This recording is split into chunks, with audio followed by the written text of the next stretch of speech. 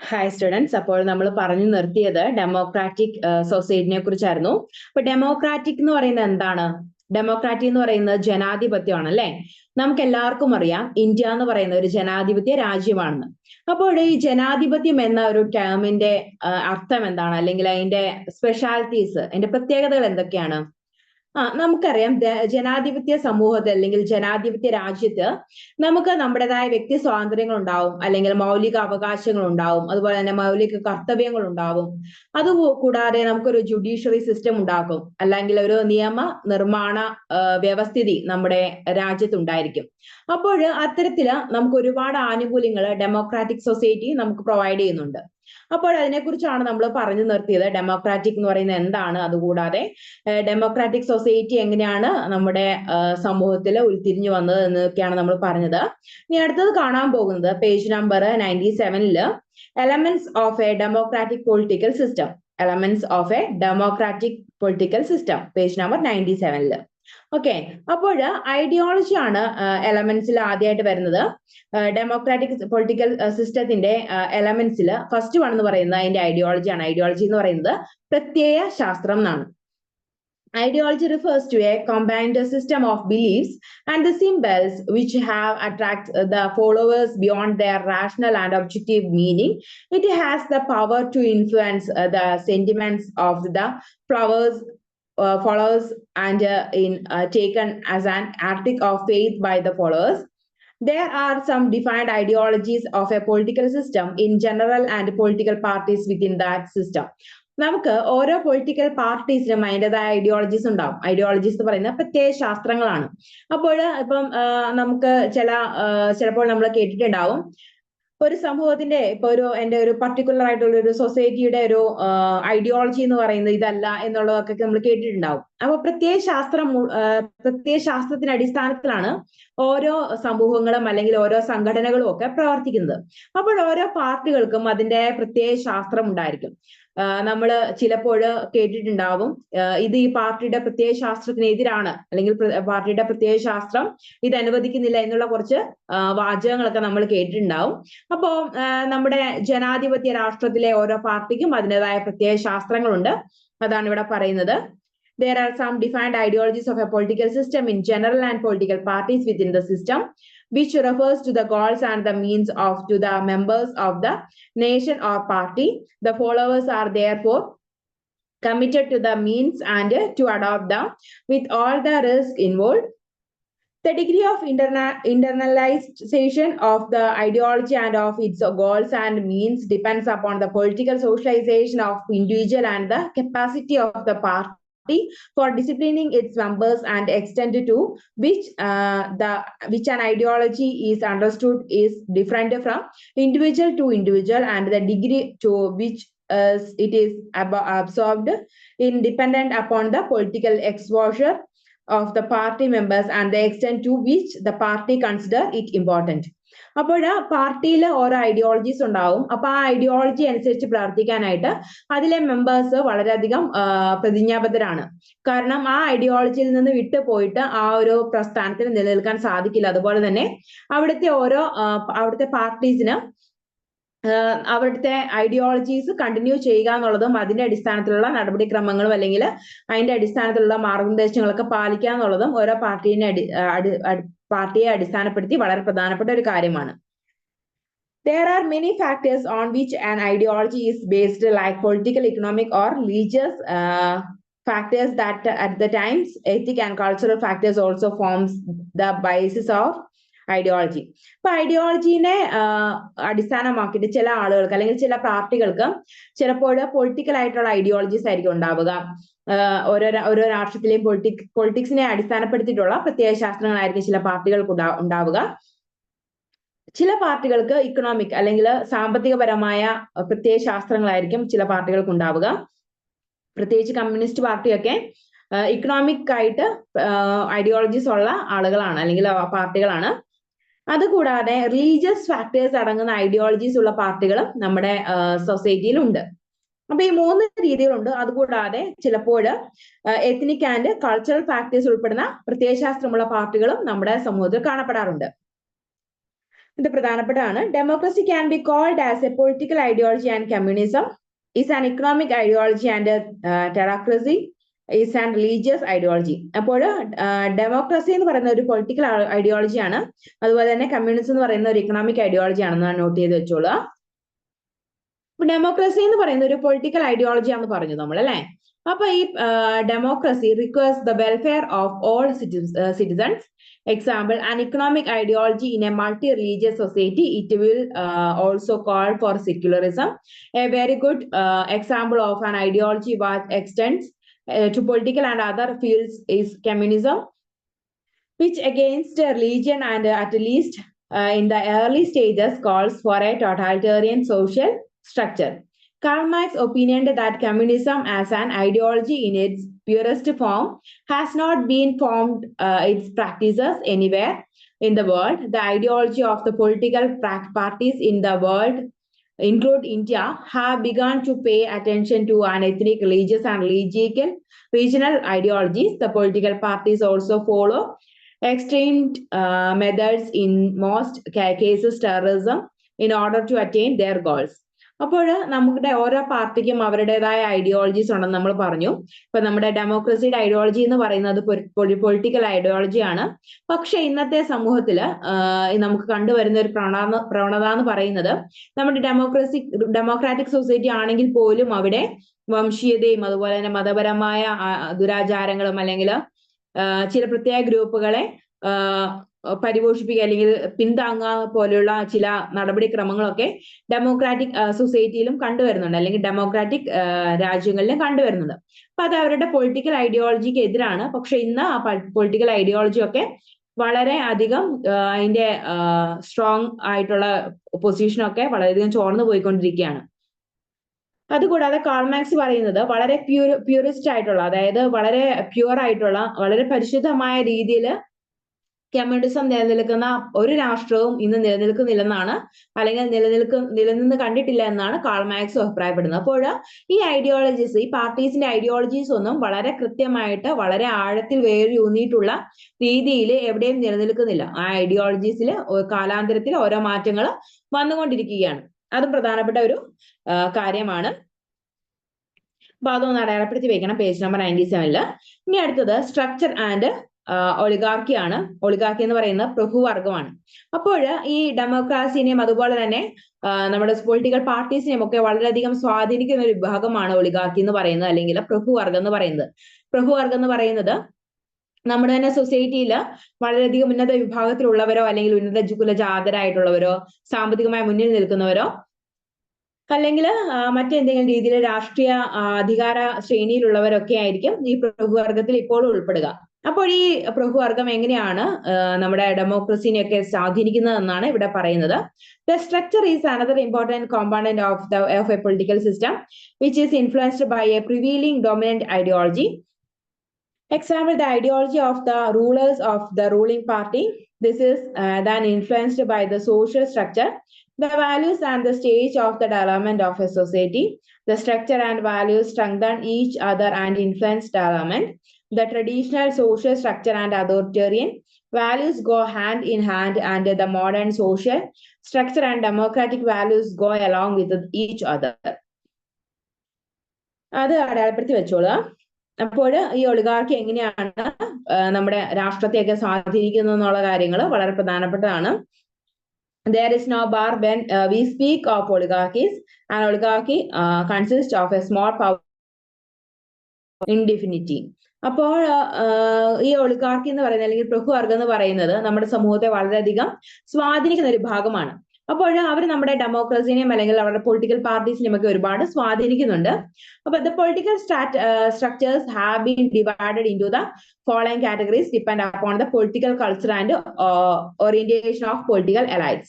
അപ്പോൾ ഈ പൊളിറ്റിക്കൽ സ്ട്രക്ചേഴ്സിനെ നമ്മുടെ ഈ ഡിവൈഡ് ചെയ്തിരിക്കുന്നത് ഈ ഒളിഗാർക്കിയുടെ അടിസ്ഥാനത്തിൽ പലതായിട്ട് ഡിവൈഡ് ചെയ്തിട്ടുണ്ട്. അത് ഏതൊക്കെയാണെന്ന് നോക്കാം. ഒന്നാമത്തേത് ട്രഡീഷണൽ ഒളിഗാർക്കീസ് ആണ്. രണ്ടാമത്തേന്ന് പറയുന്നത് ടോട്ടാലിറ്റേറിയൻ ഒളിഗാർക്കീസ്. മൂന്നാമത്തേന്ന് പറയുന്നത് മോഡേണൈസിങ് ഒളിഗാർക്കീസ്. അടുത്തത് tutelary democracies and political democracies. First one എന്ന് പറയുന്നത് ട്രഡീഷണൽ ഒളിഗാർക്കീസ് ആണ്. അതായത് പാരമ്പര്യമായിട്ട് നിലനിന്നിരുന്ന പ്രഭുവർഗത്തെയാണ് നമ്മൾ ഇവിടെ ഫസ്റ്റ് വണ്ണിൽ ഉദ്ദേശിക്കുന്നത്. This type of oligarchy in monarchic and dynastic in natural and is based on the custom rather than any constitution. The ruling elite and the bureaucracy are appointed on the basis of kinship or status. The objective of the ruler is stability and maintenance of the system, and it may initiate schemes of modernization, like modernization of the army, and bureaucracy may initiate the welfare programs. But the main objective contains to be the preparation of the dynastic rule. First one എന്ന് പറയുന്ന traditional oligarchy എന്ന് പറയുന്നത് അത് നമ്മുടെ പാരമ്പര്യമായിട്ട് നിലനിൽക്കുന്ന അല്ലെങ്കിൽ രാജവാഴ്ചയിൽ നിലനിന്ന രാജ കുടുംബങ്ങളിലെയൊക്കെ ആളുകളെയാണ് നമ്മൾ ഈ ഒരു ഭാഗത്തിൽ പെടുത്തുക. അപ്പൊ അവരെന്ന് പറയുന്നത് പരമ്പരാഗതമായിട്ട് പ്രഭുവർഗത്തിൽ ഉൾപ്പെടുന്ന ആളുകളാണ്.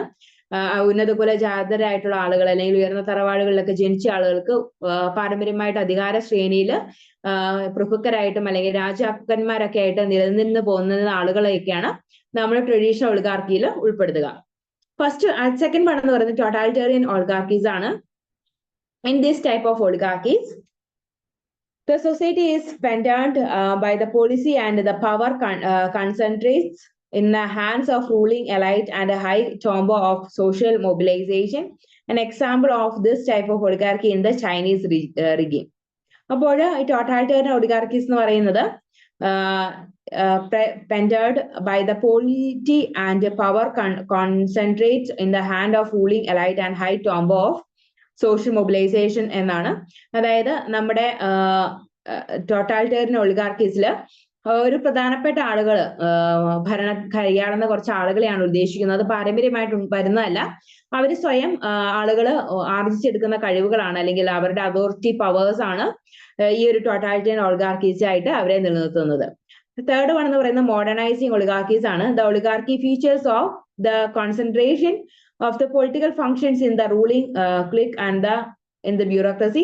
The competitive political parties are absent. There is a limited activity of the associations and the interest group. The government controls the media.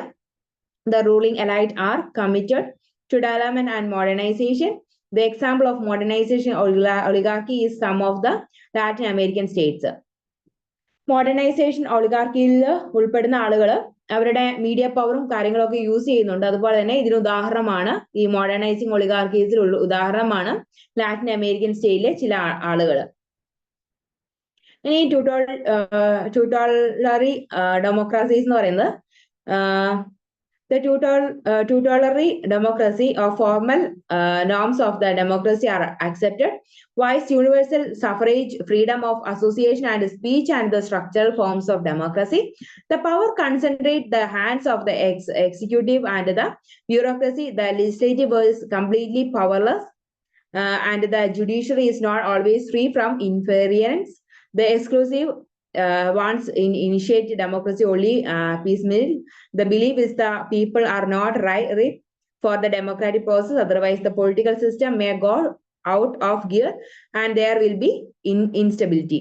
ഇപ്പം ട്യൂട്ടോളറി ഡെമോക്രസീസിൽ ഉൾപ്പെടുന്നത് അവര് ആളുകൾക്ക് ഒരുപാട് അവകാശങ്ങളൊക്കെ കൊടുക്കുന്നുണ്ട്. പക്ഷേ ഒരു പൂർണ്ണമായ ജനാധിപത്യ രീതിയല്ല അവിടെ ഉള്ളത്. അതുകൂടാതെ അവര് പൂർണ്ണമായ അവകാശങ്ങളും കാര്യങ്ങളും ഒന്നും അവിടുത്തെ ജനങ്ങൾക്ക് പ്രൊവൈഡ് ചെയ്യുന്നില്ല. അതായത് ഒരു ജനാധിപത്യ രാജ്യമാകാനായിട്ട് പര്യാപ്തപ്പെട്ടിട്ടില്ല എന്നുള്ള ഒരു കോൺസെപ്റ്റിലാണ് അവിടുത്തെ ആളുകൾ അവിടുത്തെ കൺട്രീസിൽ ഭരണം നടത്തുന്നത്. ഇനി ലാസ്റ്റ് വൺ ആണ് പൊളിറ്റിക്കൽ ഡെമോക്രസീസ് എന്ന് പറയുന്നത്. In political democracies the system function with the autonomous exclusive legislatures and judiciary. There is a competition between the political parties and the media. There are autonomous interest groups and pressure groups. The example of this type of democracy and USA, UK, some of the developing countries such as India. അപ്പോൾ നമ്മുടെ ഇന്ത്യയിൽ നിലനിൽക്കുന്ന ഒരു democratic ഒരു വിഭാഗമാണ് political democracies എന്ന് പറയുന്നത്. ഈ പൊളിറ്റിക്കൽ ഡെമോക്രസിയാണ് നമ്മുടെ ഇന്ത്യയിൽ നിലനിൽക്കുന്നത്. അപ്പൊ അതിന് വളരെയധികം പ്രത്യേകതകളുണ്ട്. എന്താണെന്ന് വെച്ച് കഴിഞ്ഞാൽ നമ്മുടെ രാഷ്ട്രീയ നേതാക്കന്മാരും മീഡിയാസും വളരെയധികം മത്സരിച്ച് കാര്യങ്ങൾ ചെയ്യുന്ന ഒരു രാഷ്ട്രമാണ് ഈ ഒരു പൊളിറ്റിക്കൽ ഡെമോക്രസി എന്ന് പറയുന്നത്. കാരണം മാധ്യമങ്ങൾക്ക് അവരുടേതായ സ്വാതന്ത്ര്യം ഒക്കെ നൽകപ്പെട്ടിരിക്കുന്ന ഒരു ടൈപ്പ് ഓഫ് ഡെമോക്രസിയാണ് പൊളിറ്റിക്കൽ ഡെമോക്രസി എന്ന് പറയുന്നത്. അപ്പൊ മാധ്യമങ്ങൾക്ക് കിട്ടിയിരിക്കുന്ന അവകാശങ്ങൾ അല്ലെങ്കിൽ സ്വാതന്ത്ര്യം എന്ന് പറയുന്നത് മാധ്യമങ്ങൾ കൂടുതൽ ഉപയോഗിക്കുന്നുണ്ട്. കാരണം നേതാക്കന്മാരെ കുറിച്ചും മറ്റ് ഭരണ കക്ഷികളെ കുറിച്ചും അതുകൂടാതെ സമൂഹത്തിലെയും അതുപോലെ തന്നെ രാഷ്ട്രീയ പല കാര്യങ്ങളെ കുറിച്ചും തുറന്നു പറയാനും എഴുതാനും വാർത്തയാക്കാനുമുള്ള അധികാരം നമ്മുടെ മാധ്യമങ്ങൾക്കുണ്ട്. അത് തന്നെ നമ്മുടെ നേതാക്കന്മാരെ വളരെയധികം നല്ല രീതിയിൽ പ്രവർത്തന നിരതരായിട്ട് പ്രവർത്തിക്കാനായിട്ട് അവരെ പ്രോത്സാഹിപ്പിക്കുന്ന ഒരു ഘടകം കൂടിയാണ് ഈ മാധ്യമങ്ങൾ എന്ന് പറയുന്നത്. കാരണം തെറ്റായിട്ടുള്ള എന്തെങ്കിലും ചെയ്തു കഴിഞ്ഞാൽ മാധ്യമങ്ങൾ വഴി പുറലോകം അറിയുമെന്നുള്ള ഒരു ഭയം കാരണം നേതാക്കന്മാരും കൂടുതൽ നന്നായിട്ട് പ്രവർത്തിക്കാനായിട്ട് ശ്രദ്ധിക്കും. അപ്പൊ അതിന്റെ ഒരു ഉദാഹരണം എന്ന് പറയുന്നത് വളരെ പ്രധാനപ്പെട്ടതാണ്. USA-യും UK-യും അതുപോലെ തന്നെ ഇന്ത്യയും ഒക്കെ ഈ പൊളിറ്റിക്കൽ ഡെമോക്രസിക്ക് ഉദാഹരണങ്ങളാണ്. അതൊന്ന് ഓർത്ത് വയ്ക്കുക. അടുത്തതെന്ന് പറയുന്നത് functions of the democratic political system ആണ്. There are some well-defined functions of the political system, and the major functions may be categorized into two broad headings: the input functions and the output functions. അപ്പൊ അത് പ്രധാനപ്പെട്ടതാണ്. Input ഫംഗ്ഷൻസും output ഫംഗ്ഷൻസും ഉണ്ട് democratic political സിസ്റ്റത്തില്. Input ഫംഗ്ഷൻസിൽ ഉൾപ്പെടുന്നതാണ് political socialisation and requirement. Second one എന്ന് പറയുന്നത് ഇൻട്രസ്റ്റ് ആർട്ടിക്കുലേഷൻ. തേർഡ് വൺ എന്ന് പറയുന്നത് ഇൻട്രസ്റ്റ് അഗ്രഗേഷൻ. ഫോർത്ത് വൺ എന്ന് പറയുന്നത് പൊളിറ്റിക്കൽ കമ്മ്യൂണിക്കേഷൻ. അപ്പോൾ political socialisation and requirement, interest articulation, interest aggregation, political communication, ഇതെല്ലാം ഒന്ന് അണ്ടർലൈൻ ചെയ്യുക. അതുകൂടാതെ the output functions are as follows എന്ന് പറയുന്നത്. അതായത് ഡെമോക്രാറ്റിക് പൊളിറ്റിക്കൽ സിസ്റ്റത്തിന്റെ ഔട്ട്പുട്ട് ഫംഗ്ഷൻസ് എന്താണെന്നും വളരെ പ്രധാനമായിട്ട് ഓർത്തിരിക്കണം.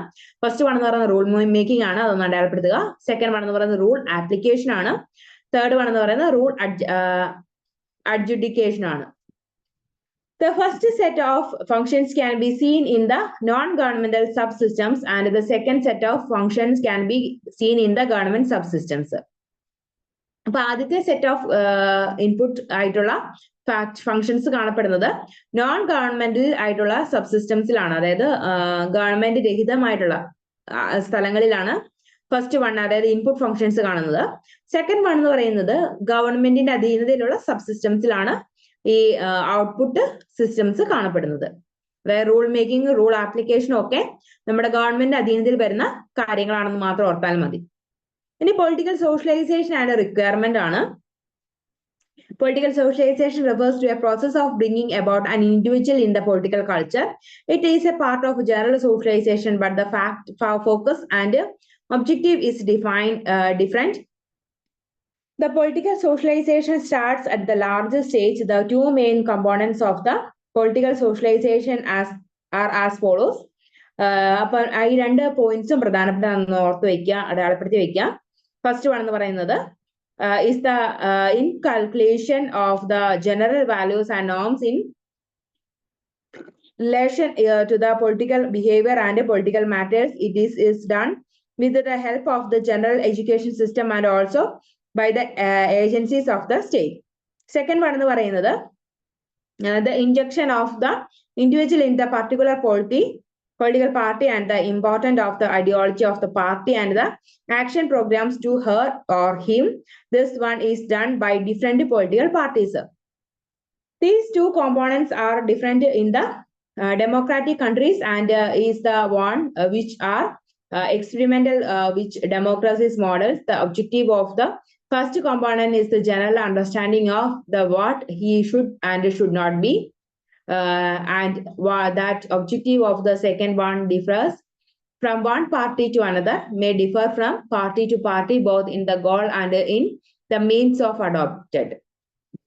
അതുകൂടാതെ അതിന്റെ സെക്കൻഡ് പാരഗ്രാഫും കൂടെ ഒന്ന് ഓർത്ത് വെക്കണം. Political requirement refers to the appointment in the political areas in political rules. The citizens in the modern political system are innovated in the political process. There are not be active workers of any political party. They are aware of political process to participate in its passive manner. The elections in the oligarchic type of political systems may be not only a ritual event of the citizen will have to undergo the procedures of election which all the political overtones involved, the people in the society are politically socialized, and the actual appointment to the political rules and authorities are limited to only those who qualify.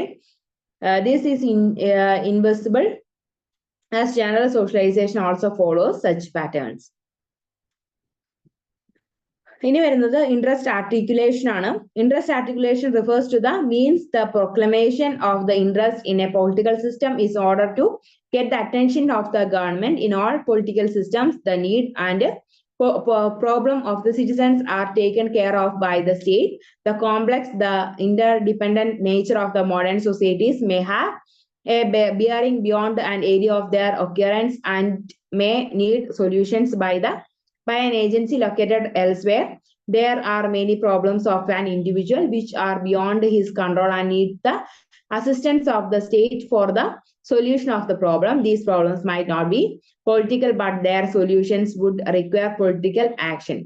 This is difficult to get the demand of an individual attended by the decision-making agencies, and hence they are expressed collectively. അപ്പോൾ interest articulation എന്ന് പറയുന്നത് വളരെ പ്രധാനപ്പെട്ട ഒന്നാണ്. നമ്മുടെ political പാർട്ടീസിനെ കുറിച്ചുള്ള അവരുടെ താല്പര്യങ്ങൾ മനസ്സിലാക്കുക അല്ലെങ്കിൽ അത് സമാഹരിക്കുക എന്നൊക്കെ പറയുന്നത് വളരെ പ്രധാനപ്പെട്ട ഒരു കാര്യമാണ്.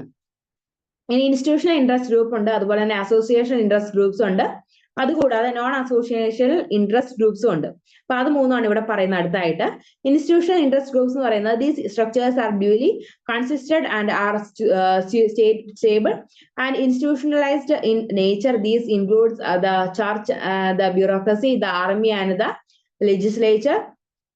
The functions of the officials are clearly defined. They may take up the course of reform or social justice, and the use of the formal structure for ventilating their views, even though this is not in the prominent categories of functions.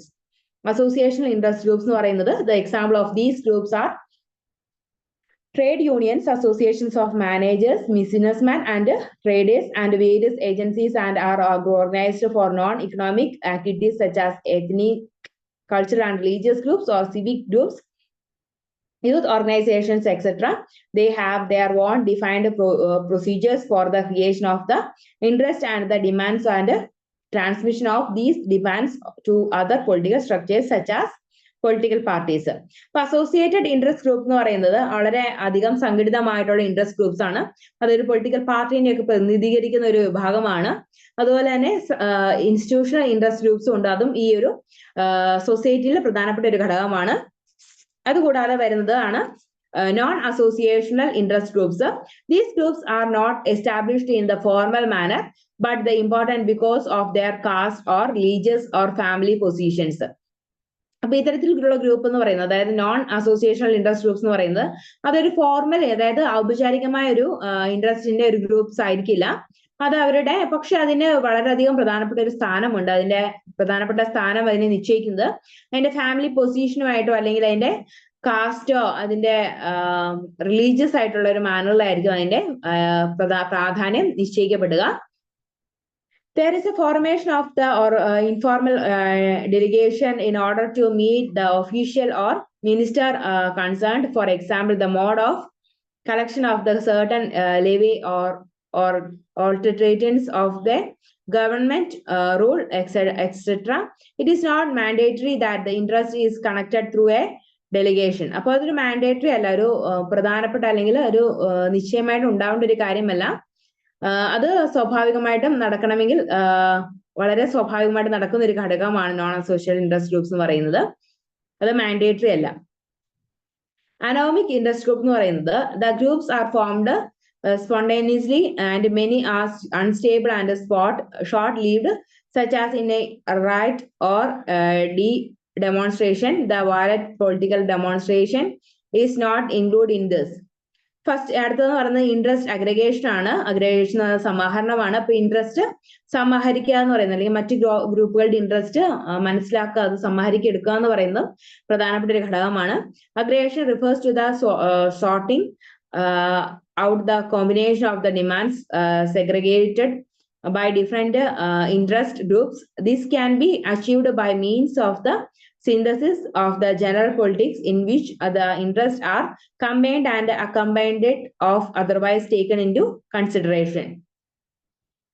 ഇനി political communication എന്ന് പറയുന്നത് വളരെ പ്രധാനപ്പെട്ടതാണ്. കാരണം നമ്മൾ നമ്മുടെ സമൂഹത്തിൽ നിലനിൽക്കുമ്പോൾ നമ്മുടെ ഡെമോക്രസി ഒക്കെ വളരെ നല്ല രീതിയിൽ മുന്നോട്ട് പോകണമെങ്കിൽ നമുക്കൊരു പൊളിറ്റിക്കൽ കമ്മ്യൂണിക്കേഷൻ ആവശ്യമാണ്. അതായത് രാഷ്ട്രീയ ചിന്തയുള്ള അല്ലെങ്കിൽ രാഷ്ട്രീയ മനോഭാവമുള്ള തലമുറകളാണ് നമുക്ക് ആവശ്യം. അതുപോലെ തന്നെ നമ്മുടെ രാഷ്ട്രത്തിന്റെ ഭാവി കാര്യങ്ങളെ കുറിച്ചും അതുപോലെ തന്നെ നമ്മുടെ സമൂഹത്തിലെ രാഷ്ട്രത്തില് നിലവിൽ വരുന്ന പുതിയ നിയമങ്ങളെ കുറിച്ചും ഒക്കെയുള്ള ഒരു അവബോധം നമ്മുടെ പൗരന്മാർക്ക് നിശ്ചയമായിട്ടും വേണ്ട ഒരു കാര്യം കൂടിയാണ്. അപ്പൊ ഇങ്ങനെയുള്ള കാര്യങ്ങളൊക്കെ പൊളിറ്റിക്കൽ കമ്മ്യൂണിക്കേഷനിലൂടെ നമുക്ക് മറ്റുള്ളവരിലേക്ക് പകരാനും അതുപോലെ തന്നെ അതിൽ നിന്ന് കൂടുതൽ ആശയങ്ങൾ രൂപപ്പെടുത്തിയെടുക്കാനും സാധിക്കും. ചില ചായക്കടകളിലൊക്കെ രാഷ്ട്രീയം പറയരുതെന്നൊക്കെ പറഞ്ഞ് എഴുതി വെച്ചിട്ടുണ്ടാവും അല്ലെ. രാഷ്ട്രീയം പറയുന്നത് എന്താണ്? അതൊരു പൊളിറ്റിക്കൽ കമ്മ്യൂണിക്കേഷൻ ആണ്. മതപരമായ അല്ലെങ്കിൽ സാമൂഹികവുമായ കാര്യങ്ങൾ രാഷ്ട്രവുമായിട്ട് എങ്ങനെ ബന്ധപ്പെട്ടിരിക്കുന്നു, അല്ലെങ്കിൽ രാഷ്ട്രത്തിലെ ഓരോ നിയമങ്ങളും മറ്റു ജനങ്ങളെ എങ്ങനെ ബാധിക്കുന്നു എന്നുള്ള കാര്യങ്ങളൊക്കെ പൊതുവെ മറ്റാളുകളുമായിട്ട് ചർച്ച ചെയ്ത് അതിൽ നിന്നൊരു പൊതുവായ കണ്ടന്റ് അല്ലെങ്കിൽ ഒരു പൊതുവായ ആശയം രൂപപ്പെടുത്തി എടുക്കുക എന്ന് പറയുന്നതാണ് പൊളിറ്റിക്കൽ കമ്മ്യൂണിക്കേഷൻ കൊണ്ട് അർത്ഥമാക്കുന്നത്. അപ്പോൾ മറ്റുള്ളവരുടെ രാഷ്ട്രീയ വീക്ഷണം എങ്ങനെയാണെന്ന് മനസ്സിലാക്കാൻ ആളുകൾക്ക് സാധിക്കും. അതുപോലെ തന്നെ അവര് പൊളിറ്റിക്കൽ പാർട്ടീനെ എത്രത്തോളം കാര്യക്ഷമമായിട്ടാണ് കണ്ടിരിക്കുന്നത് എന്നുള്ള കാര്യം മനസ്സിലാക്കാനും ഈ പൊളിറ്റിക്കൽ കമ്മ്യൂണിക്കേഷനിലൂടെ നമുക്ക് സാധിക്കും. The social system is based on communication with the help of which is interpersonal and allied mass relationship are maintained. This is very important in the political system and all the political functions. Socialization, requirement, articulation, aggregation, and the entire rule-making, enforcement, and adjudication process is dependent on it.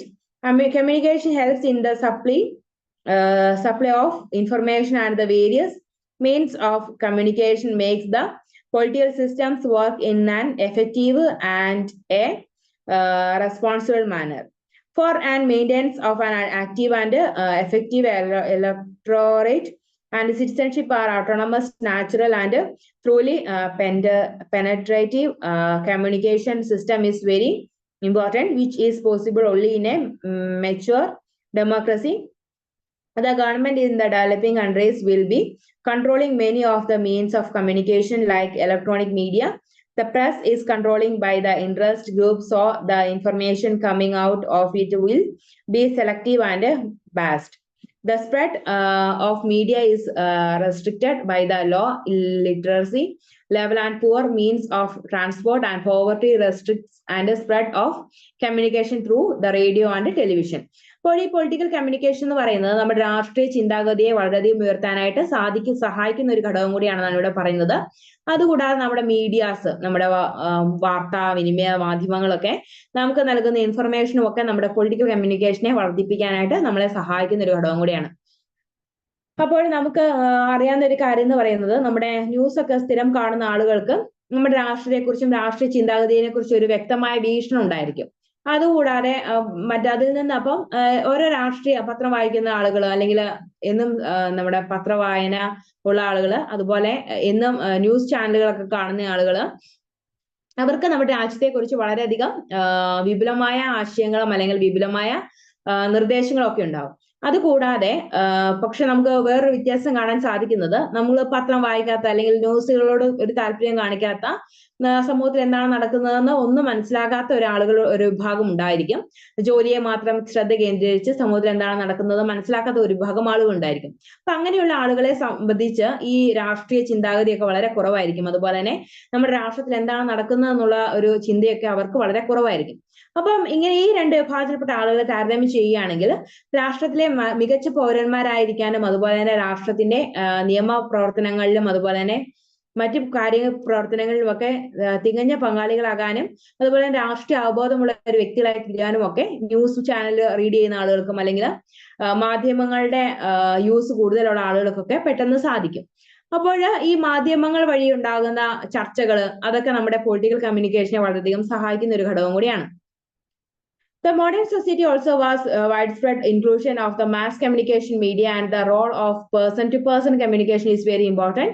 The opinion may Marx and the elites in the developing societies assume great importance in screening and available information and passing the desire one to other followers.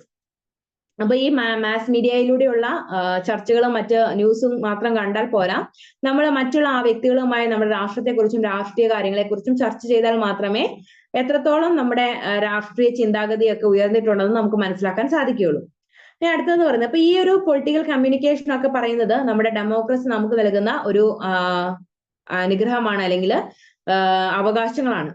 ചില ആളുകൾക്കൊക്കെ, ചില രാഷ്ട്രങ്ങളിലൊക്കെ ഈ medical മീഡിയാസിനൊക്കെ വളരെയധികം നിയന്ത്രണങ്ങളുണ്ട്. അപ്പൊ അങ്ങനെയുള്ള നിയന്ത്രണങ്ങളുള്ള രാജ്യങ്ങളിൽ അവരുടെ രാജ്യത്ത് എന്താണ് സംഭവിക്കുന്നതെന്ന് അറിയാനുള്ള ഒരു അവകാശം പോലും അവിടുത്തെ പൗരന്മാർക്ക് ഉണ്ടാവുകയില്ല. പക്ഷെ നമ്മുടെ ഡെമോക്രാറ്റിക് സൊസൈറ്റീസ് അല്ലെങ്കിൽ ഡെമോക്രാറ്റിക് ആയിട്ടുള്ള രാഷ്ട്രങ്ങളിൽ ഈ മീഡിയാസിനൊക്കെ ഒരുപാട് സ്വാതന്ത്ര്യം ലഭിക്കുന്നുണ്ട്. അതുകൊണ്ട് രാഷ്ട്രത്തിൽ നടക്കുന്ന പല കാര്യങ്ങളെ കുറിച്ച് നമുക്ക് വ്യക്തമായ ധാരണ നൽകാനായിട്ട് ഈ മീഡിയാസ് കാരണമാവുകയും ചെയ്യുന്നു. ഇനി ഗവൺമെന്റ് ഫംഗ്ഷൻസ് ആണ് നമുക്ക് നോക്കാൻ പോകുന്ന page number 101. The 3 items which cover all the functions of modern government are ruling making, rule application and rule adjudication. The important features of the modern political system is the increasing tendency to specialize government functions. The rule make is therefore done by the legislature and party by the executive, whereas rule enforcement is done by the executive with the help of the bureaucracy. The judiciary is responsible for rule adjudication, which is modernized countries in free form the executive and legislature. In the modern societies, there is a wide difference between the formal and informal aggregation in the functioning of the government. ഇനി അടുത്തതെന്ന് പറയുന്നത് political, ഇപ്പൊ government ഫംഗ്ഷൻസും വളരെ പ്രധാനപ്പെട്ട ഒന്നാണ്. അടുത്ത് പറയുന്നത് political process ആണ്. The political process refers to the transition that take place within a political system and between political systems and constitute the interactions between the individual and the group within the polity, vice the executive, legislature, judiciary, bureaucracy, political parties and communication media and other agencies within a state. The interest groups whose activities affect the political decisions is also a part of the political system. The process are different and depend upon the type of the political structure. ഇനി basis of legitimacy എന്ന് പറയുന്നത്, one of the distinguishing features of the state is the use of coercing power, which means that the state has the power to concrete the individuals and organizations under the jurisdiction of to accept in authority and to implement all kinds of punishments, including imprisonment and death on the erring members. Basis of legitimacy എന്ന് പറയുന്നത് വളരെ പ്രധാനപ്പെട്ടാണ്. Legitimacy എന്ന് പറയുന്നത് നീതിന്യായ വ്യവസ്ഥയൊക്കെ നമ്മുടെ സമൂഹത്തിൽ അല്ലെങ്കിൽ democratic society നമുക്ക് തരുന്ന വളരെ വലിയൊരു അവകാശങ്ങളാണ്, അല്ലെങ്കിൽ നമ്മുടെ നീതിന്യായ സമ്പ്രദായം നമുക്ക് നൽകുന്ന പരിരക്ഷ എന്ന് പറയുന്നത് വളരെയധികം ഇമ്പോർട്ടന്റ് ആണ് നമുക്ക്. അപ്പൊ max weber stated 3 ways of legitimizing authority, which are first traditional, second charismatic and third legal rational ways. അത് പ്രധാനപ്പെട്ടതാണ്. നമ്മുടെ ലെജിറ്റിമേറ്റി അതോറിറ്റി എന്ന് പറയുന്നത് മാക്സ് വെബർ 3 ആയിട്ടാണ് തിരിച്ചിരിക്കുന്നത്. ഒന്ന് ട്രഡീഷണൽ ആണ്, അല്ലെങ്കിൽ പരമ്പരാഗതമാണ്. മറ്റേത് കരിസ്മാറ്റിക് ആണ്. മൂന്നാമത് പറയുന്നത് ലീഗൽ റാഷണൽ രീതിയിലുള്ളതാണ്. അപ്പൊ ഫസ്റ്റ് വൺ എന്ന് പറയുന്നത് traditional authority. The traditional authority is authorised by custom and practice. The authority existed from the very beginning and nobody has challenged it so far. The authority of the parents over children and of kings are subjects and relax on such claim. ഇപ്പൊ traditional authority എന്ന് പറയുന്നത് രാജവാഴ്ചയെ നമുക്ക് സൂചിപ്പിക്കുന്ന ഒന്നാണ്, അല്ലെങ്കിൽ പരമ്പരാഗതമായ അധികാരം കൈയാളുന്ന ആളുകളെയാണ് നമ്മൾ ട്രഡീഷണൽ അതോറിറ്റിയിൽ ഉൾപ്പെടുത്തുക. അതായത് രാജാക്കന്മാര്, അല്ലെങ്കിൽ പ്രഭുവർഗങ്ങൾ, അല്ലെങ്കിൽ നാടുവാഴികൾ, അങ്ങനെയുള്ള ആളുകളൊക്കെ ഈ ഒരു ട്രഡീഷണൽ അതോറിറ്റിയിൽ ഉൾപ്പെടുന്നതാണ്. പിന്നെ കരിസ്മാറ്റിക് അതോറിറ്റി എന്ന് പറയുന്നത്, കരിസ്മാറ്റിക് സൊസൈറ്റിനെ കുറിച്ചൊക്കെ നമ്മൾ നേരത്തെ പഠിച്ചിട്ടുണ്ട്. അപ്പം കരിസ്മാറ്റിക് എന്ന് പറയുന്നത് ഭക്തി മാർഗത്തിലൂടെ ഒരു വ്യക്തികളെ അധീനതയിലാക്കുകയും അവരുടെ മേലൊരു ആധിപത്യം സ്ഥാപിക്കുകയും ചെയ്യുന്ന ഒരു വിഭാഗത്തെയാണ് കരിസ്മാറ്റിക് അതോറിറ്റി എന്ന് പറയുന്നത്. The charismatic authority comes from charisma, the extraordinary power of some of the leaders to influence their followers. These followers believe that the leader possesses certain powers which will help him or her to take them out of critical situations or give them what they want. അപ്പോൾ ഈ charismatic authority എന്ന് പറയുന്നത് അവിടെ ഒരു വ്യക്തിക്കായിരിക്കും പ്രധാനമുള്ളത്. അതുപോലെ തന്നെ ആ വ്യക്തി തന്റെ അത്ഭുത പ്രവർത്തനങ്ങളൊക്കെ കൊണ്ട് മറ്റുള്ള ആളുകളെ തങ്ങളുടെ കീഴിലാക്കുകയും അല്ലെങ്കിൽ അവരിലേക്ക് തങ്ങളുടെ സ്വാധീനം ചെലുത്തുകയും ചെയ്യും. ഈ കരിസ്മാറ്റിക് അതോറിറ്റി പ്രധാനമായിട്ടും മതവുമായിട്ട് ബന്ധപ്പെട്ട് നിൽക്കുന്ന ഒരു വിഭാഗമാണ്. അപ്പൊ അത് കൂടാതെ ഈ കരിസ്മാറ്റിക് സൊസൈറ്റി അല്ലെങ്കിൽ കരിസ്മാറ്റിക് അതോറിറ്റിയിലെ ഒരു വിഭാഗം, ഒരു മുകളിലുള്ള ഒരാളുണ്ടെന്ന് നമ്മൾ പറഞ്ഞല്ലോ. അപ്പൊ ആ ഒരു നേതാവിനെ എല്ലാവരും അനുസരിക്കുന്നു. അതുപോലെ തന്നെ ആ നേതാവിൽ നിന്ന് ആവശ്യ സമയത്ത് ഉപകാരങ്ങൾ ലഭിക്കുമെന്നുള്ള ഒരു ശുഭാപ്തി വിശ്വാസത്തിലാണ് അതിലെ ആരാധകർ അല്ലെങ്കിൽ അതിലെ വിശ്വാസികൾ അവരുമായിട്ട് ഒരു പൊളിറ്റിക്കൽ കരിസ്മാറ്റിക് അതോറിറ്റിനെ ഡിപ്പെൻഡ് ചെയ്ത് ജീവിക്കുന്നത്.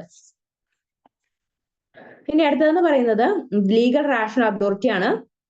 These authority is based on law and the person who the rules of the office concerned and these authorities him to exercise all the authority vested in that office.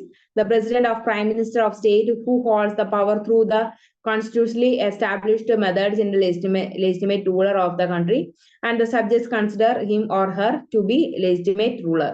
Legal rational അതോറിറ്റിയിൽ ഒരു വിഭാഗം ആളുകൾ, ഇപ്പം ജനങ്ങൾ തന്നെ തെരഞ്ഞെടുക്കുന്ന ഒരു പ്രതിനിധി ആയിരിക്കും, അല്ലെങ്കിൽ ഒരു അധികാര സ്ഥാനത്തിൽ സ്വയം പ്രയത്നം കൊണ്ട് എത്തിപ്പെട്ട ഒരു വ്യക്തിയായിരിക്കും. അപ്പോൾ ആ വ്യക്തിയിൽ അധികാരങ്ങൾ കേന്ദ്രീകൃതമായിരിക്കും. അപ്പോൾ ആ വ്യക്തിയെ എല്ലാവരും അംഗീകരിക്കുകയും അല്ലെങ്കിൽ ആ വ്യക്തിയിൽ നിന്ന് ആനുകൂല്യങ്ങൾ നേടാനായിട്ട് ആളുകൾ ശ്രമിക്കുകയും ചെയ്യും. അപ്പോൾ ആളുകൾ അംഗീകരിക്കുന്ന അധികാരത്തിൽ ഇരിക്കുന്ന ആളുകളെയാണ് നമ്മൾ ലീഗൽ റാഷണൽ അതോറിറ്റിയിൽ കൊണ്ട് ഉദ്ദേശിക്കുന്നത്. ഒന്നെങ്കിൽ അത് പ്രസിഡന്റ്, അങ്ങനെയുള്ള പ്രൈം മിനിസ്റ്റർ ഒക്കെ ആവാം, അല്ലെങ്കിൽ ഏതെങ്കിലും IPS IAS ഓഫീസേഴ്സ് അങ്ങനെയുള്ള ആളുകളും ആവാം. ഈ legitimacy of modern political system ആണ് പഠിക്കാനുള്ളത്. The modern political system is based on the legal rational authority. The various parts of the system works of the basis of well-defined rules, and the persons holding office of entitled to discharge all the functions that are allotted of their officers. The ones who are affected by their action are legally bound to obey them. അപ്പോൾ അതുപോലെ തന്നെ legitimacy of modern political സിസ്റ്റത്തിൽ ഈ പൊളിറ്റിക്കലായിട്ട് ആളുകളെ നമ്മൾ ആ പൊളിറ്റിക്കലായിട്ട് നേതൃസ്ഥാനത്തുള്ള ആളുകളെ നമ്മൾ അനുസരിക്കാനായിട്ട് നിർബന്ധിതരാകുന്ന ഒരു ഭാഗം ഉണ്ട്. അതാണ് legitimacy of modern political system എന്ന് അഭിപ്രായപ്പെടുന്നത്. ഇത്രയും കാര്യങ്ങൾ വളരെ പ്രധാനപ്പെട്ടതാണ്. അതുകൂടാതെ ഇതിൽ ഈ ഒരു പാഠഭാഗത്ത് നിന്ന് ചോദിച്ചു കണ്ടിട്ടുള്ള ഒരു ക്വസ്റ്റ്യൻ എന്ന് പറയുന്നത് describe briefly the major elements of the political system. അങ്ങനെ ഒരു ക്വസ്റ്റ്യൻ ഈ ഒരു ചാപ്റ്ററിൽ ചോദിച്ചു കണ്ടിട്ടുണ്ട്. അതിന്റെ പ്രധാനപ്പെട്ട എലമെന്റ്സ് എന്ന് പറയുന്നത് ഐഡിയോളജി ആണ് ഫസ്റ്റ് വൺ എന്ന് പറയുന്നത്. This consist an integrate system of beliefs and symbols and are meant to influence the sentiments of the followers. അപ്പൊ ഐഡിയോളജി എന്ന് നമ്മൾ പറഞ്ഞു. ഐഡിയോളജി ഒരു പ്രത്യയ ശാസ്ത്രം എല്ലാ പാർട്ടികളിലും അല്ലെങ്കിൽ എല്ലാ വ്യക്തികളിലും സംഘടനകളിലും ഉണ്ടാവും എന്ന് നമ്മൾ പറഞ്ഞു. അപ്പൊ അത് പ്രധാനപ്പെട്ട ഒരു എലമെന്റ് ആണ് പൊളിറ്റിക്കൽ സിസ്റ്റത്തിലെ. അടുത്തതാണ് സ്ട്രക്ചർ. അതിനൊരു ഘടന ഉണ്ടാവണം എന്ന് പറയുന്നത് വളരെ പ്രധാനപ്പെട്ട ഒരു എലമെന്റ് ആണ്. Political structure is influenced the prevailing ideology and the values and that leaves of development of society. Third one എന്ന് പറയുന്നത് പ്രോസസ് ആണ്. അതിന്റെ ഒരു പ്രക്രിയ എന്ന് പറയുന്നത് വളരെ പ്രധാനപ്പെട്ട ഒരു ഘടകമാണ്, അല്ലെങ്കിൽ എലമെന്റ് ആണ്. Through the interaction between within political system emerge political process. These are interactions between individual and groups within the policy, exclusive legislature, judiciary, bureaucracy, etc. അടുത്തെന്ന് പറയുന്ന ഫംഗ്ഷൻ ആണ്. Specification of development different functions within the political system is a characterised of a modern political system. Fifth എന്ന് പറയുന്ന legitimacy basis ആണ് for the state of exercise power and make the individual submit to this it's authority. This must legitimize its power and the ways of legitimize authority according to the Weber is derived through traditional charismatic and legal basis. അപ്പൊ ഈ 5 കാര്യങ്ങളാണ് ഈ എലമെന്റ്സിൽ വരുന്നത്, political സിസ്റ്റത്തിന്റെ എലമെന്റ്സിൽ വരുന്നത്.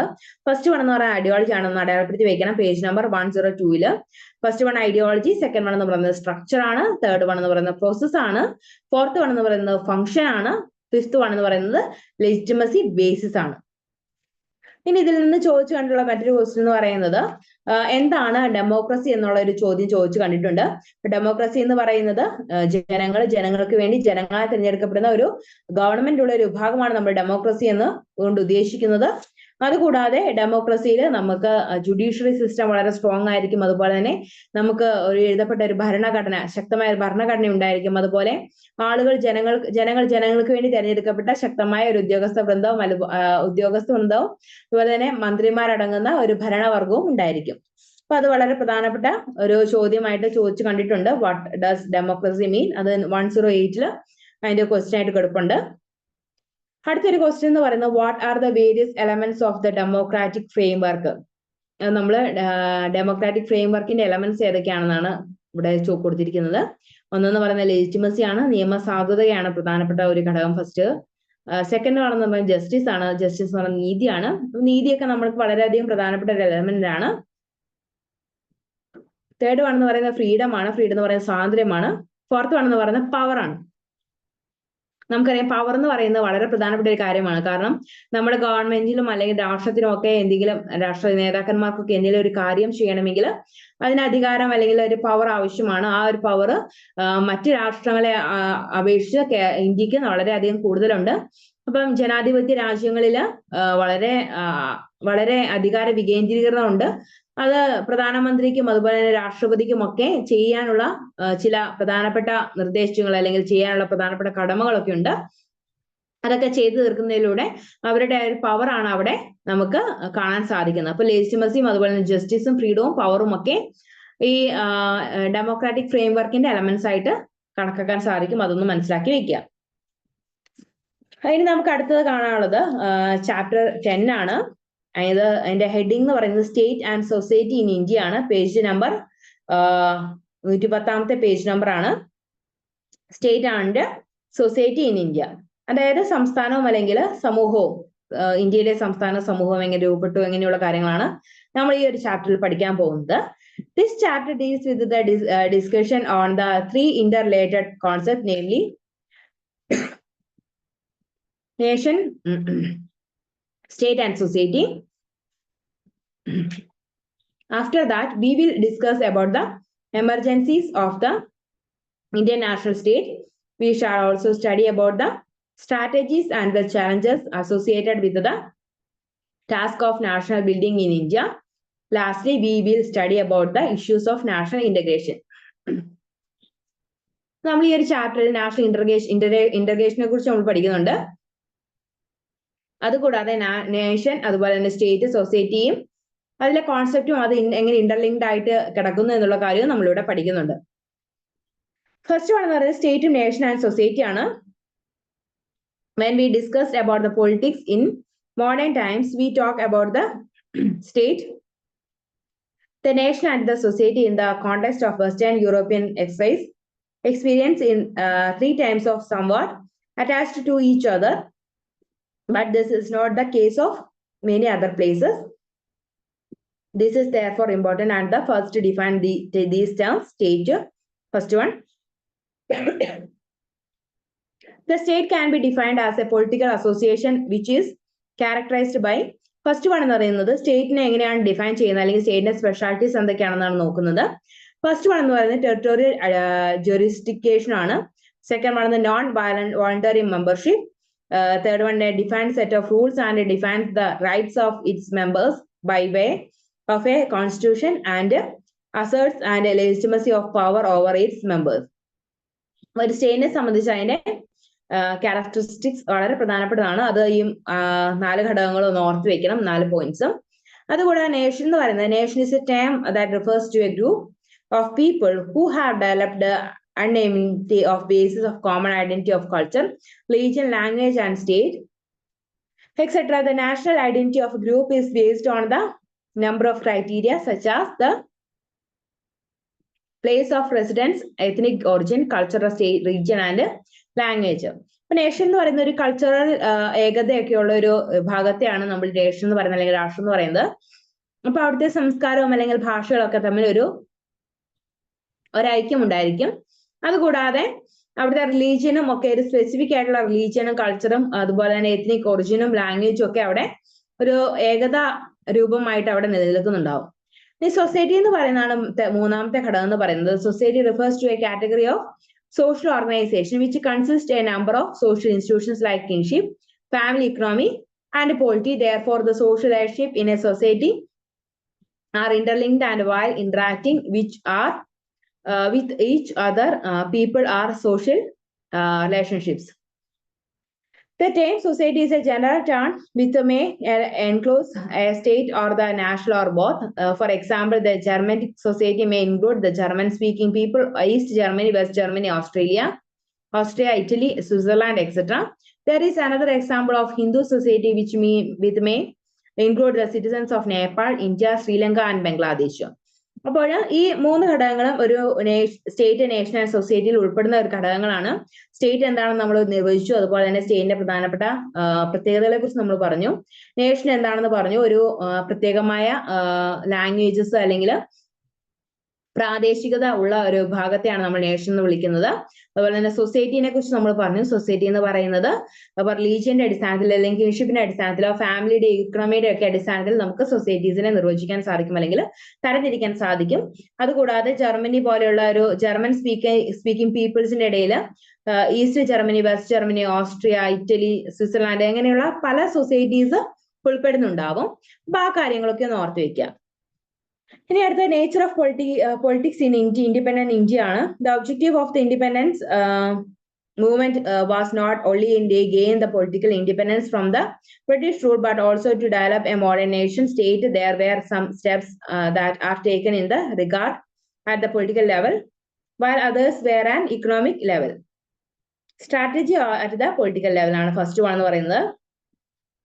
The Indian National Congress Party was the main political organization that carried out the activity of nation building in India. The Congress Party constitute the members from the different strata of the society, including the so-called untouchables on the one hand and to be Brahmin and Thakkar on the other. അപ്പോൾ നമ്മൾ strategy at the political level എന്ന് പറയുമ്പോൾ നമ്മുടെ ഇന്ത്യയുടെ സ്വാതന്ത്ര്യ സമര കാലഘട്ടങ്ങൾ നോക്കുകയാണെങ്കിൽ പല നേതാക്കന്മാരും കോൺഗ്രസ് എന്ന ഒരു രാഷ്ട്രീയ പാർട്ടിയുടെ നേതൃത്വത്തിലാണ് അവർ പ്രവർത്തനങ്ങൾ ആരംഭിച്ചതും അതുപോലെ തന്നെ ഇന്ത്യക്ക് സ്വാതന്ത്ര്യം നേടിക്കൊടുത്തതിന്റെ ഒക്കെ കോൺഗ്രസ് പാർട്ടിക്ക് വളരെയധികം സ്വാധീനം ചെലുത്താൻ സാധിച്ചിട്ടുണ്ട്, അല്ലെങ്കിൽ കോൺഗ്രസ് പാർട്ടിയിലെ നേതാക്കന്മാർക്ക് വളരെയധികം അതിന് ഒരു സ്വാധീനം ചെലുത്താൻ സാധിച്ചിട്ടുണ്ട്. അപ്പോൾ നമ്മുടെ ഇന്ത്യ ഇൻഡിപെൻഡന്റ് ആകാനായിട്ടുള്ള ഒരു പ്രധാന കാരണം എന്ന് പറയുന്നത്, അല്ലെങ്കിൽ പ്രധാന ഒരു പങ്ക് വഹിച്ചത് കോൺഗ്രസ് പാർട്ടിയാണ്. അതുകൊണ്ട് കോൺഗ്രസ് പാർട്ടി എന്ന് പറയുന്ന ഇന്ത്യയെ സംബന്ധിച്ചിടത്തോളം തുടച്ചു നീക്കാൻ പറ്റാത്ത ഒരു പാർട്ടിയായിട്ടാണ് നിലകൊള്ളുന്നത്. The party also include those who shows of Marxism and some others who wanted Hindu Rashtra and yet others who wanted to promote Islamic nationalism. This diversity in party was become because of the fact that the leaders of the party were drawn from the urban leaders, professional classes, and were convinced the national building and the important as political independence. Therefore, the focus was bring together as many diverse groups as possible. This concept is also applicable in the politics after the independence of India.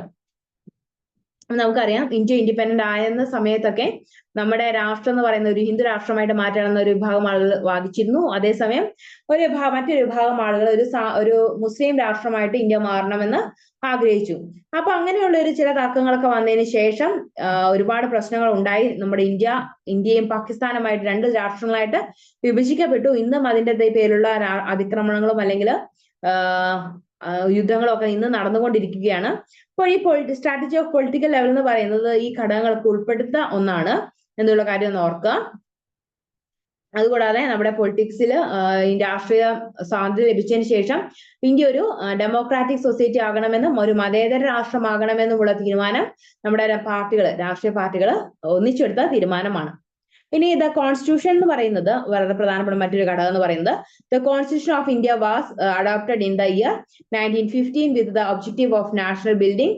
The constitution is the written comprehensive documents which defines the foundation or the design of government. The Indian government is federal in nature, which means that the authority is divided between the central and the state.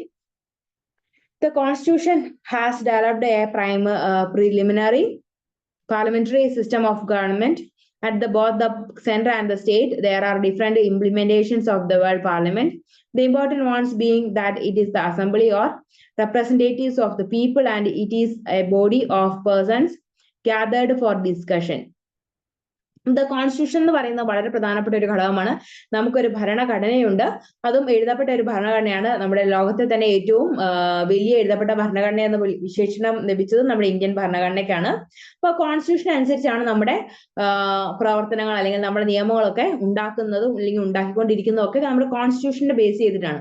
അപ്പോൾ വളരെയധികം നാളുകൾ എടുത്തിട്ടാണ് നമ്മുടെ കോൺസ്റ്റിറ്റ്യൂഷനായിട്ട് ഏകദേശം 2.5 വർഷത്തോളം എടുത്തിട്ടാണ് നമ്മുടെ constitution ഇന്ന് കാണുന്ന രീതിയിലുള്ള രീതിയിലേക്ക് മാറ്റിയെടുത്തത്. അതുപോലെ തന്നെ പല രാജ്യങ്ങളിൽ നിന്നും പ്രധാനപ്പെട്ട പല ആശയങ്ങളും കടമെടുത്തിട്ടാണ് നമ്മുടെ ഇന്ത്യൻ കോൺസ്റ്റിറ്റ്യൂഷൻ നിർമ്മിച്ചെടുത്തത്. 1950 നമ്മുടെ കോൺസ്റ്റിറ്റ്യൂഷൻ ബിൽഡ് ചെയ്താൻ തുടങ്ങിയതെന്നാണ് ഇവിടെ പറയുന്നത്. അതുപോലെ തന്നെ കോൺസ്റ്റിറ്റ്യൂഷന് വളരെ ഇന്ത്യൻ രാഷ്ട്രീയത്തിൽ വളരെയധികം പ്രാധാന്യം ഉള്ള ഒരു ഘടകം കൂടിയാണ്. നമ്മുടെ പാർലമെന്റും കാര്യങ്ങളും എല്ലാം നമ്മുടെ കോൺസ്റ്റിറ്റ്യൂഷൻ അനുസരിച്ചാണ് നീങ്ങുന്നത്. അതും പ്രധാനപ്പെട്ട ഒന്നാണ്. The chief minister is the head of the council of ministers in the state and the responsible for legislative assembly. Every state has a legislature. Some states have one house while others have two. The states which has one house, this is known as legislative assembly of Vidyan Sabha. And the case of two houses, one is called the legislative council and the other is known as legislative assembly. അപ്പോൾ ഒരു രാഷ്ട്രസഭയുള്ള ഒരു legislative ഉള്ള സംസ്ഥാനമുണ്ട്, അതുപോലെ തന്നെ 2 legislative assembly ഉള്ള 2 legislative സംഘടനകളുള്ള ഘടകങ്ങളുണ്ട്. അപ്പോൾ ഈ ലെജിസ്ലേറ്റീവ് അസംബ്ലി രണ്ടുള്ളതിനെ ആദ്യത്തേതിനെ ലെജിസ്ലേറ്റീവ് കൗൺസിൽ എന്നും രണ്ടാമത്തേതിന് ലെജിസ്ലേറ്റീവ് അസംബ്ലി എന്നുമാണ് വിളിക്കുന്നത്. അപ്പോൾ ചില സംസ്ഥാനങ്ങളിൽ 2 അസംബ്ലീസ് 5 ലെജിസ്ലേറ്റീവ് അസംബ്ലീസ് ഉണ്ടെന്നുള്ള കാര്യം നമുക്ക് ഒന്ന് ഓർത്ത് വെച്ചാൽ മതി. അടുത്തതെന്ന് പറയുന്നത് നമുക്ക് strategy at the economic level ആണ്. Another important step was the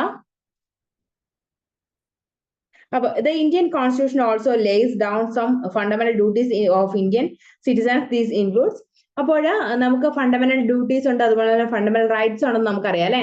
മൗലിക അവകാശങ്ങളും മൗലിക കടമകളും നമുക്കുണ്ട്.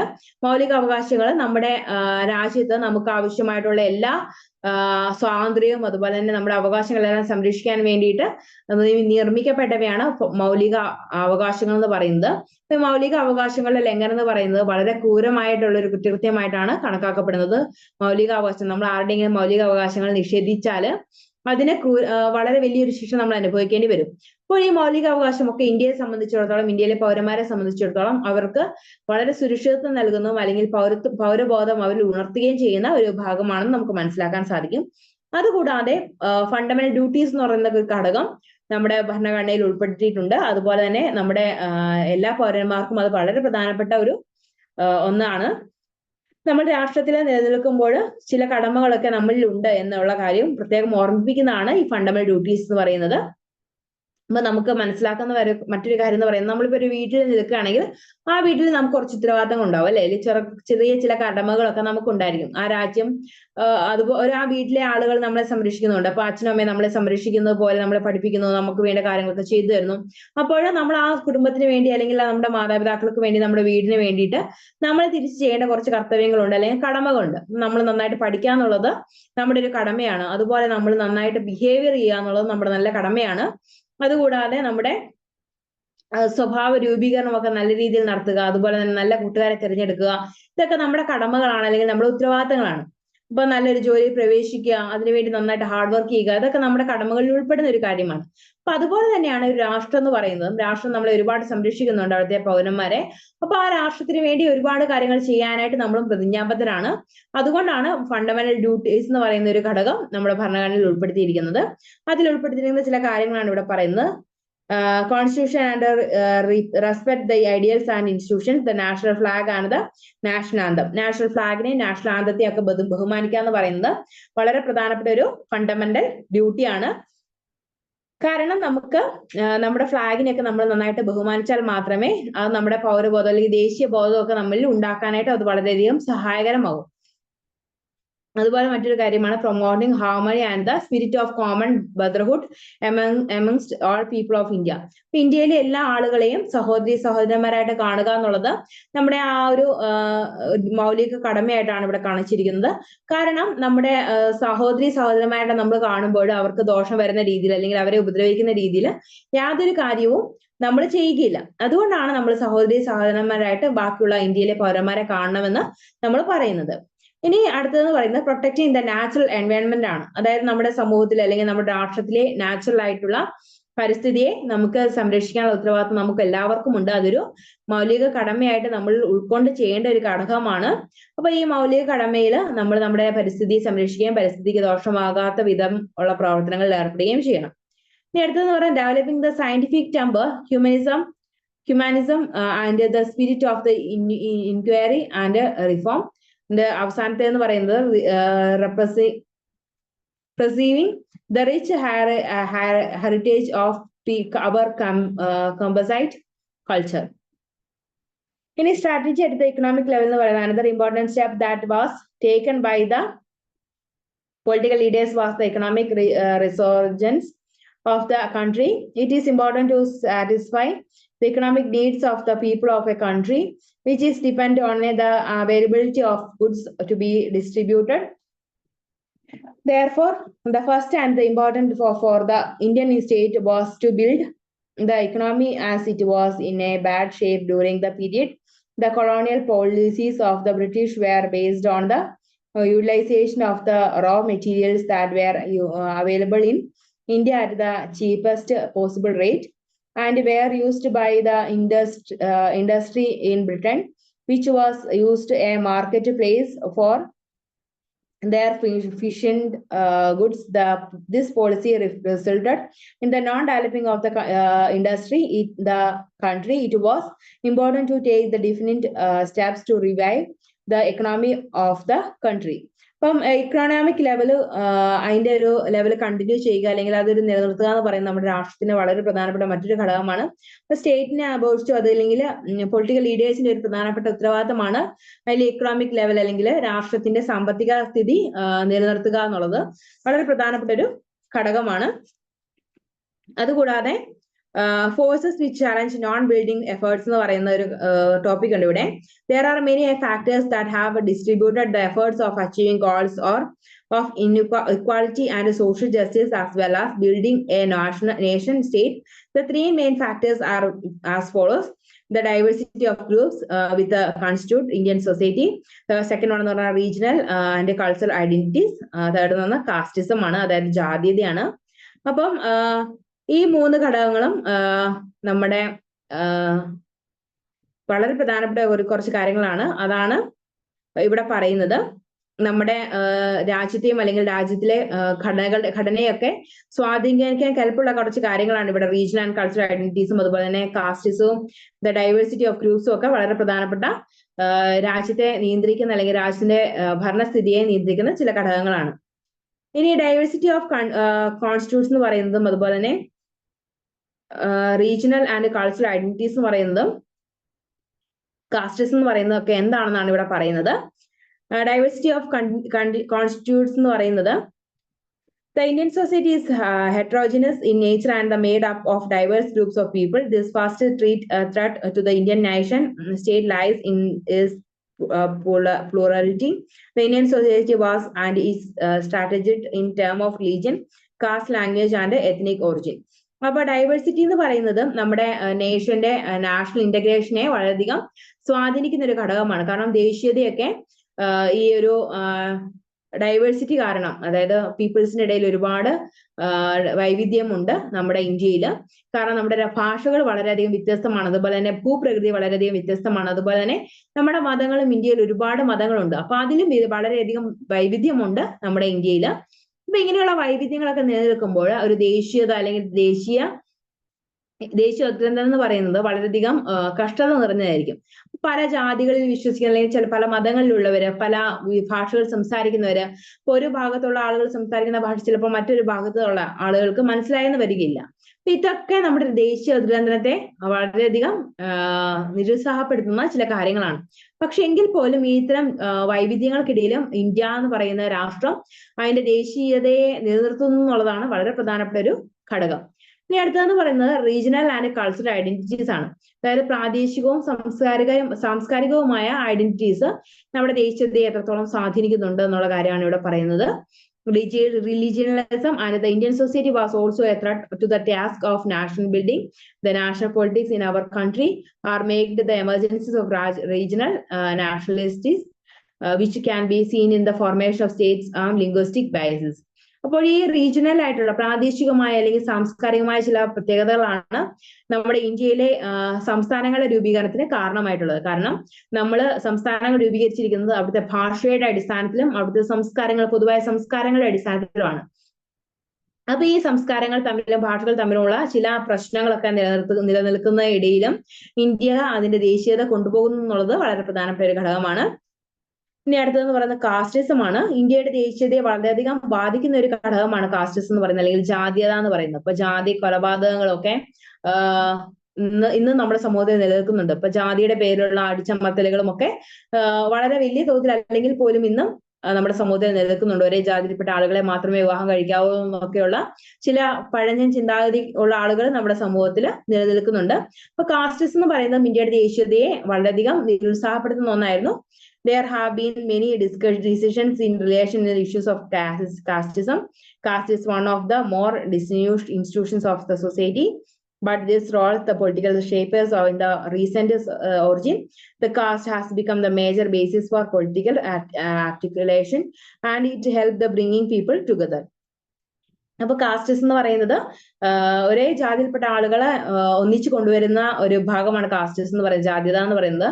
പക്ഷേ ജാതീയത എന്ന് പറയുന്നത് മറ്റു വിഭാഗത്തിലുള്ള പല ജാതിയിൽപ്പെട്ട ആളുകളെ തമ്മിലുള്ള ഒരു പോരാട്ടത്തിന് അല്ലെങ്കിൽ ഒരു മത്സര ബുദ്ധിക്ക് ഈ ഒരു ജാതീയത കാരണമാവുകയും ചെയ്യുന്നുണ്ട്. ഇനി നാഷണൽ ഇന്റഗ്രേഷൻ എന്ന് പറയുന്നതാണ് ദേശീയോദ്ഗ്രഥനം. അപ്പൊ അതിനെ സഹായിക്കുന്ന ഘടകങ്ങളാണ് ലിംഗ്വിസം. There are some factors that threaten the idea of national integration, like linguism, communalism, and social inequalities and regional disparities. We will look at each of them. അപ്പോൾ നമ്മുടെ ദേശീയത അല്ലെങ്കിൽ നാഷണൽ ഇന്റഗ്രേഷൻ എന്ന് പറയുന്നത് ദേശീയോദ്ഗ്രഥനമാണ്. ദേശീയോദ്ഗ്രഥനത്തിനെ നിരുത്സാഹപ്പെടുത്തുന്ന അല്ലെങ്കിൽ അതിന് ഭീഷണി ഉയർത്തുന്ന ചില കാര്യങ്ങളാണ് ഇവിടെ പറയുന്നത്.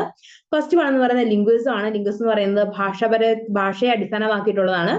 അപ്പോൾ നമുക്കറിയാം നമ്മുടെ ഇന്ത്യ എന്ന് പറയുന്നത് വളരെയധികം ഭാഷകൾ ചേർന്നിട്ടുള്ള ഒരു രാജ്യമാണെന്ന്. 28ഓളം അംഗീകൃത ഭാഷകൾ നിലനിൽക്കുന്ന ഒരു രാജ്യമാണ് ഇന്ത്യ. അതുകൂടാതെ അംഗീകരിക്കാത്ത ഔദ്യോഗികമല്ലാത്ത പലതരം നാട്ടുഭാഷകൾ അല്ലെങ്കിൽ പല വാമൊഴിയായിട്ടുള്ള ഭാഷകളും ഒക്കെ നമ്മുടെ ഇന്ത്യയിലെ പല ഭാഗത്തും നിലനിൽക്കുന്നുണ്ട്. പ്രത്യേകിച്ച് ഈ ഗോത്രവർഗ്ഗങ്ങൾക്കിടയിൽ പ്രത്യേക ഭാഷകൾ ഉണ്ടാവും. അതുപോലെ തന്നെ നമ്മുടെ സമൂഹത്തിലാണെങ്കിൽ പോലും, കേരളത്തിലാണെങ്കിൽ പോലും പല സ്ഥലങ്ങളിൽ, പല ജില്ലകളിൽ പല സ്ലാങ്ങിലായിരിക്കും അവരുടെ ലാംഗ്വേജ് ഉപയോഗിക്കുക. അതായത് ഓരോ ഈണത്തിലും താളത്തിലും കോട്ടയംകാരുടെ അച്ചടി ഭാഷയാണെന്ന് പറഞ്ഞിട്ടുണ്ട്. അതുപോലെ എറണാകുളത്തും ഒക്കെ ഓരോ പ്രയോഗങ്ങളുണ്ട്. ബ്രോ അങ്ങനെയുള്ള കുറച്ച് പ്രയോഗങ്ങളുണ്ട്. അതുപോലെ തന്നെ നമ്മുടെ മലബാറിലും അതുപോലെ തന്നെ കോഴിക്കോടും അങ്ങനെ പല സ്ഥലങ്ങളിൽ, പാലക്കാടും ഒക്കെ പല രീതിയിലുള്ള ഭാഷയ്ക്ക് ഓരോരോ വ്യത്യാസങ്ങളുണ്ടാവും. ചില വേർഡ്സ് ഒക്കെ നമുക്ക് ചിലപ്പോൾ മനസ്സിലാവണമെന്നില്ല.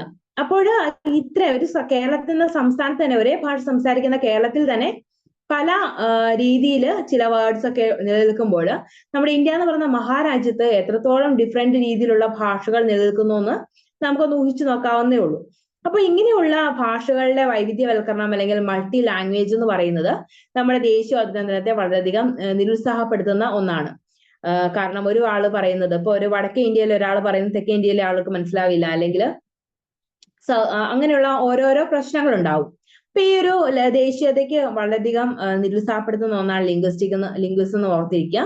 അതുകൂടാതെ മറ്റൊന്നാണ് കമ്മ്യൂണലിസം.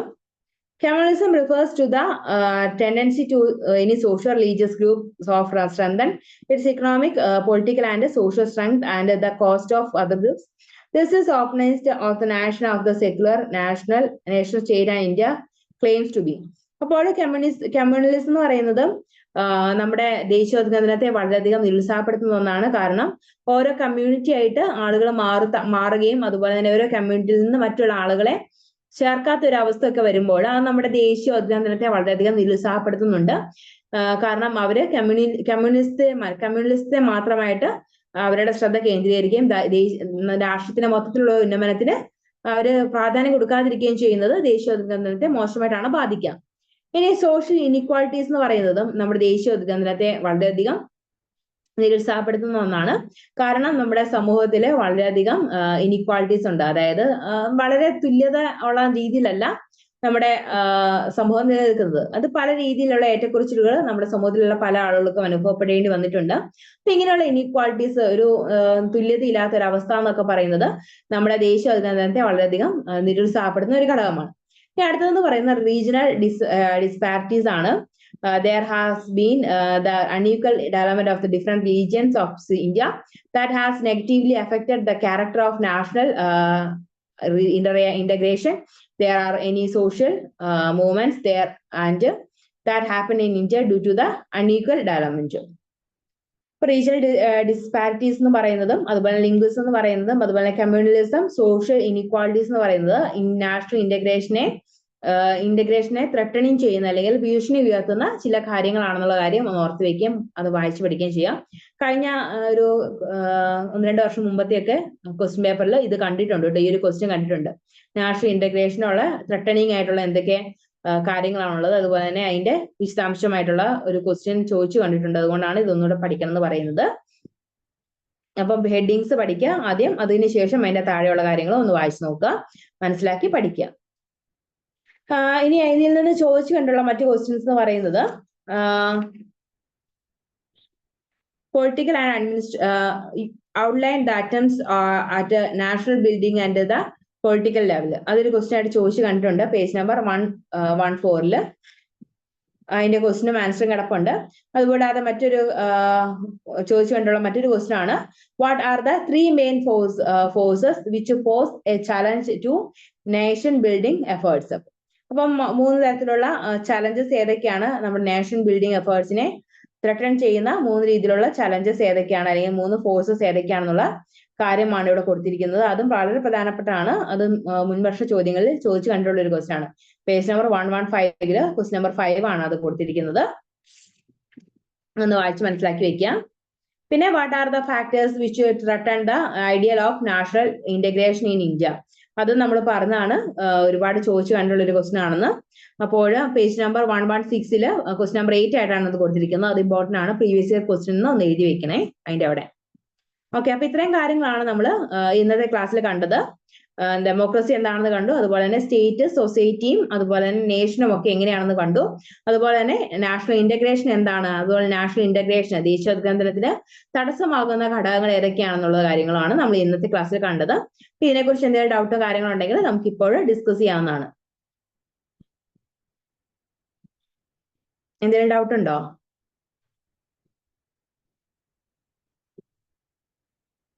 ഓക്കെ, ആരും ഡൗട്ട് ഒന്നും ചോദിച്ചില്ല. അപ്പൊ എല്ലാം ക്ലിയർ ആണെന്ന് വിചാരിക്കുന്നു.